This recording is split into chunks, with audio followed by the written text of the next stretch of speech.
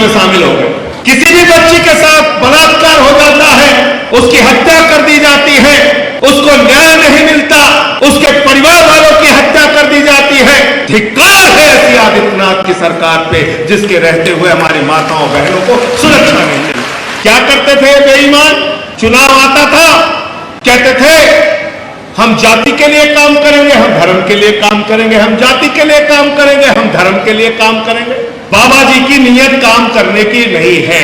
अपने देश के अन्नदाता किसान का दिया हुआ खाते हैं, उसको मवाली कहते हैं। हाथ में कटोरा लेके निकल पड़ते हैं, कहते हैं राम के नाम पे दे दे बाबा। अरे बेईमानो, हमें शमशान नहीं चाहिए, अपने बच्चों के लिए स्कूल चाहिए, अस्पताल चाहिए, शिक्षा चाहिए, स्वास्थ्य चाहिए, बिजली चाहिए, पानी चाहिए, इलाज चाहिए, तरक्की चाहिए, रोजगार चाहिए।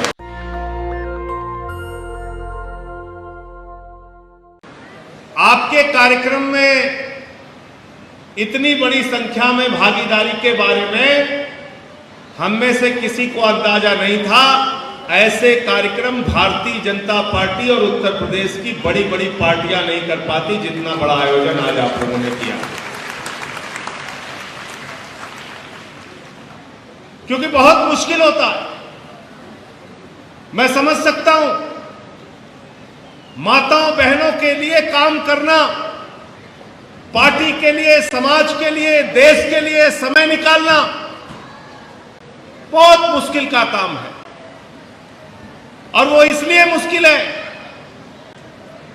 बच्चे छोटे हैं, उनको तैयार करना है, टिफिन तैयार करके स्कूल भेजना है, पति काम पे चले जाते हैं, बाजार में सब्जी खरीदने भी जाना है, घर का सामान भी लाना है,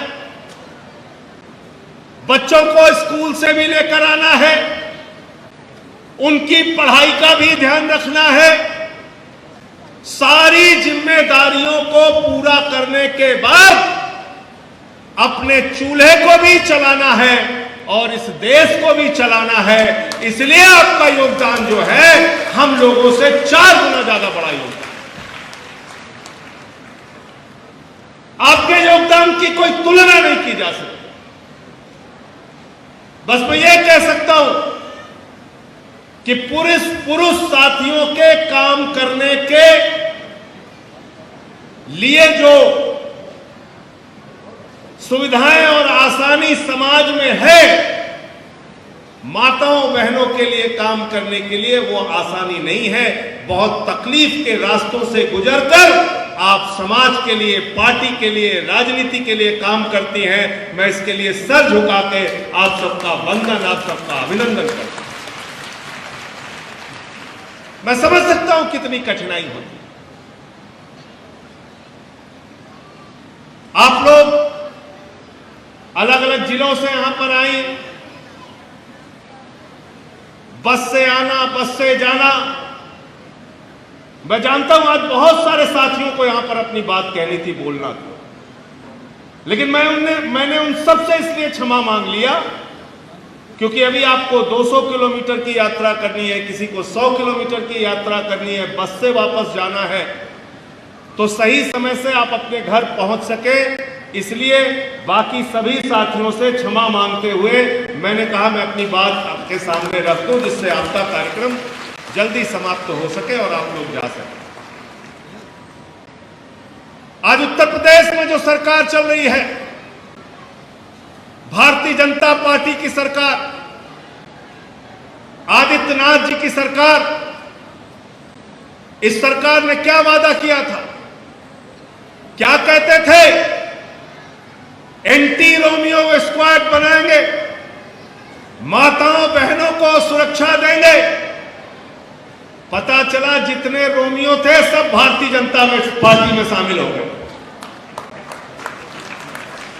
एक से एक किस्से इनके नेताओं के आते। महिलाओं की शिकायत, बलात्कार जैसी घटनाओं में इनके नाम आए और इसलिए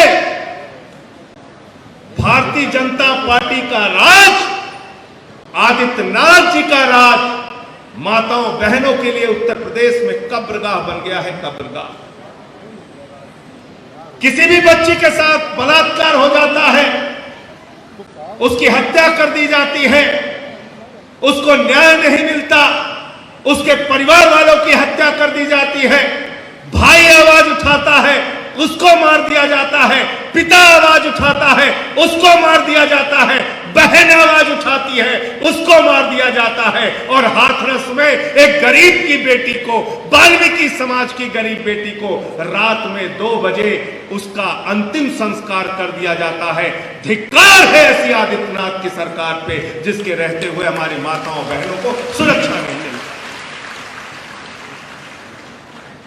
मिशन शक्ति के बोर्ड तो लग गए, प्रचार तो हजारों करोड़ का कर दिया यहां से दिल्ली तक, मिशन शक्ति मिशन शक्ति।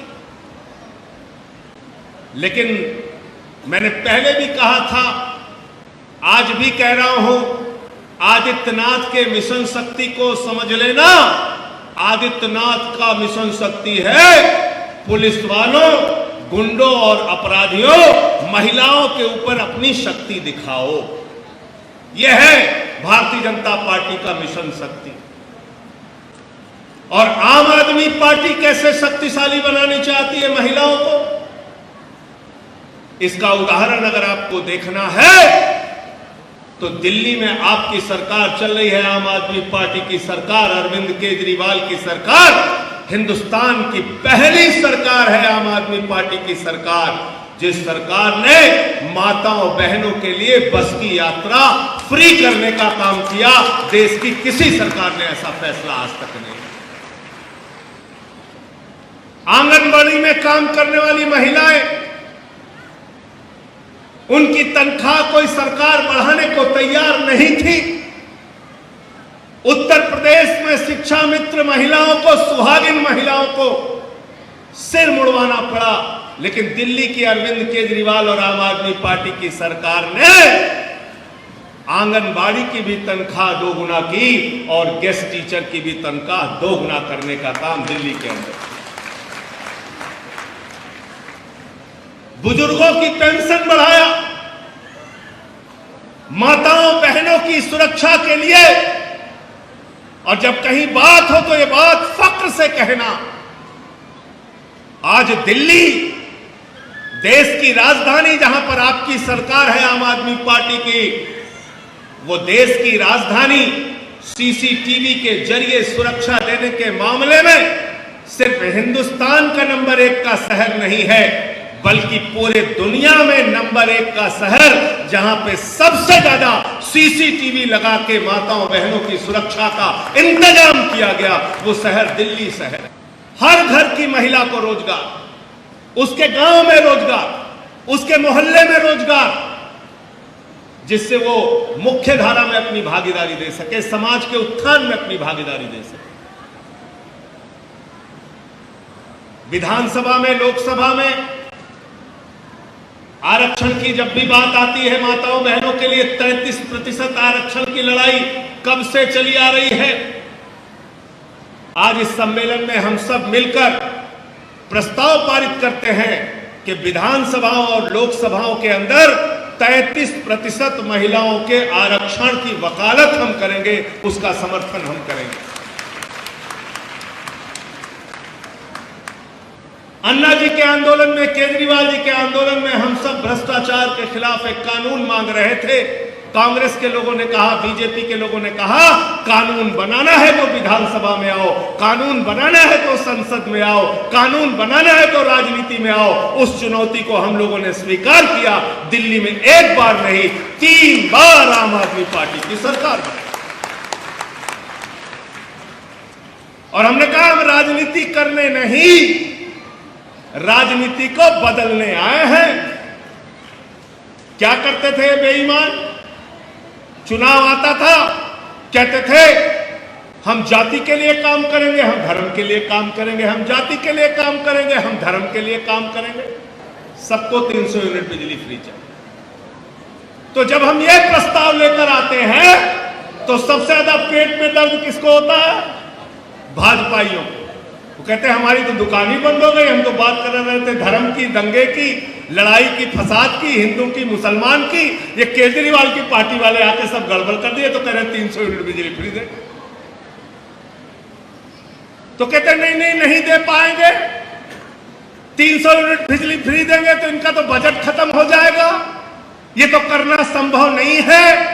तो हमने कहा बेईमानो, ये करना संभव है। दिल्ली में 200 यूनिट बिजली फ्री, 400 यूनिट आधे दाम पे करके हमने दिखाया, वो काम यूपी में भी करेंगे। इसका मतलब आपकी बिजली का पैसा कौन खाता है? कौन खाता है?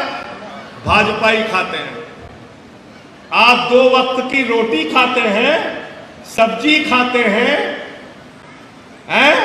और भाजपा ही क्या खाते हैं? बिजली खाते हैं, बिजली खा जाते हैं। हमने कहा भाई योगी जी, हम आपके स्कूल देखना चाहते हैं। तो कहते हैं नहीं, हमारे स्कूल आप देख नहीं सकते। हमने कहा योगी जी, अगर अच्छे स्कूल हैं तो क्यों नहीं देख सकते? बोले नहीं देख सकते। हमने कहा हम तो देखने जाएंगे, तो हमें गिरफ्तार करवा लिया।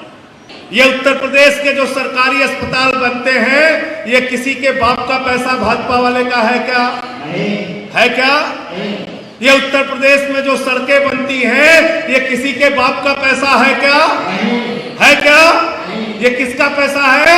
हमारे और आपके टैक्स का पैसा, जो हम सरकार को देते हैं। तो हमारे टैक्स के पैसे से हमारे नौकरों ने हमारे बच्चे के लिए जो स्कूल बनाया है, उसको हमारे नौकर कह रहे हैं हम स्कूल नहीं देखने। हमने मोहल्ला क्लिनिक बनाया, भाजपाई बोले हमारा तो धंधा बंद हो गया, हम तो नर्सिंग होम चला रहे थे अच्छे से। ये तो केजरीवाल जी ने हर गली मोहल्ले में मोहल्ला क्लिनिक खोल दिया। ये क्या है भाई? क्या कहते हैं भाजपाई? कहते हैं भाई ये लोग कह तो रहे हैं कर नहीं पाएंगे, यूपी बहुत बड़ा है, दिल्ली बहुत छोटा है। बेईमानो, यूपी के मुख्यमंत्री का दिल बहुत छोटा है, दिल्ली के मुख्यमंत्री का दिल बहुत बड़ा है। इसलिए दिल्ली का मुख्यमंत्री वो सारे काम कर पाता है, यहाँ आप काम करना नहीं। लेकिन यहां सरकार की नीयत काम करने की नहीं है, बाबा जी की नीयत काम करने की नहीं है। स्कूल की बिल्डिंगें गिर जाती हैं, अस्पताल में बेड के ऊपर कुत्ता बैठा रहता है। हरदोई के एक अस्पताल की तस्वीर छपी, जहां पे डॉक्टर बैठ रहा था, वहां कुत्ता बैठा हुआ था। देखा था कि नहीं आप लोगों ने? हरदोई वाले होंगे तो जानते होंगे, नहीं तो मैं फोटो दिखा दूं आपको। जहां पे जिस कुर्सी पे डॉक्टर को बैठना था, वहां कुत्ता बैठा हुआ। तो डॉगी से इलाज कौन कराएगा? भाजपाइयों को भेज दिया करो, बोले जाओ कुत्तों से इलाज कराओ। ये तो बेईमान ऐसे ही है। बेईमान है कि नहीं है? अपने देश के अन्नदाता किसान का दिया हुआ खाते हैं, उसको मवाली कहते हैं, गुंडा कहते हैं, पाकिस्तानी कहते हैं, आतंकवादी कहते हैं कि नहीं कहते? तो जो अन्नदाताओं के नहीं हुए, वो हमारे आपके कभी नहीं हो सकते। अब आ जाते हैं भगवान के नाम पे। जब जब चुनाव आता है, इनके पास कोई मुद्दा नहीं होता, ये हाथ में कटोरा लेके निकल पड़ते हैं, कहते हैं राम के नाम पे दे दे बाबा। कहते नहीं कहते? कहते कि नहीं कहते? राम के नाम पे दे दे बाबा। मैंने उसका भी पता कर लिया। जानते क्या किया इन लोगों ने? अयोध्या में प्रभु श्री राम के मंदिर के निर्माण के लिए जो हजारों करोड़ चंदा मिला था, जो देश के करोड़ों लोगों ने चंदा दिया था, जो हमारी माताओं बहनों ने अपना गहना गिरवी रख के प्रभु श्री राम के मंदिर के लिए चंदा दिया था, इन बेईमान भाजपाइयों ने 2 करोड़ की जमीन 5 मिनट के अंदर 18.5 करोड़ की कर। अब अंदाजा लगाओ 1 मिनट में कितना कमाया? कितना कमाया? 3 करोड़ 30 लाख रुपए। 1 मिनट में कितना कमाया? 3 करोड़ 30 लाख रुपए। 18.5 करोड़ की जमीन बेच दी। आप बताइए, ऐसे बेईमान लोग हैं, 2 करोड़ की जमीन 18.5 करोड़ में बेचते हैं। अरे जो राम के नहीं हुए वो आम के कभी नहीं हो सकते, याद रखना। याद कर लेना, अपने गांव गांव में कोरोना की महामारी के दौरान लोगों की जान चली गई, ऑक्सीजन नसीब नहीं हुआ, दवाएं नसीब नहीं हुई, बेड नसीब नहीं हुआ, इलाज नसीब नहीं हुआ, और शमशान में पहुंचे तो लकड़ियां नसीब नहीं हुई। मां गंगे की नदी में उनकी लाशें बहती रही, सड़ती रही, कुत्ते नोचते रहे, चील कौवे नोचते रहे। जिन लोगों ने हमारे परिवार को सड़ाया है, मारा है, जलाने के लिए शमशानों में लकड़ियां नसीब नहीं हुई, उनकी जमानतें इस बार के चुनाव में जब्त करा। भाजपाई क्या कहते हैं, गांव गांव में शमशान होना चाहिए कि नहीं होना चाहिए? कहते हैं कि नहीं कहते हैं? क्या कहते हैं भाजपाई? गांव गांव में शमशान होना चाहिए कि नहीं होना चाहिए? शमशान होना चाहिए कि नहीं होना चाहिए? अरे बेईमानों, हमें शमशान नहीं चाहिए, अपने बच्चों के लिए स्कूल चाहिए, अस्पताल चाहिए, शिक्षा चाहिए, स्वास्थ्य चाहिए, बिजली चाहिए, पानी चाहिए, इलाज चाहिए, तरक्की चाहिए, रोजगार चाहिए। नेशनल दस्तक की आपसे गुजारिश है कि अगर इसको बचाना चाहते हैं तो नेशनल दस्तक को सब्सक्राइब करने के लिए रेड कलर के सब्सक्राइब बटन को दबाएं, फिर बेल आइकन की घंटी दबाएं। नेशनल दस्तक को बचाने के लिए बहुत जरूरी है कि हर खबर को शेयर करें, लाइक करें, कमेंट जरूर करें।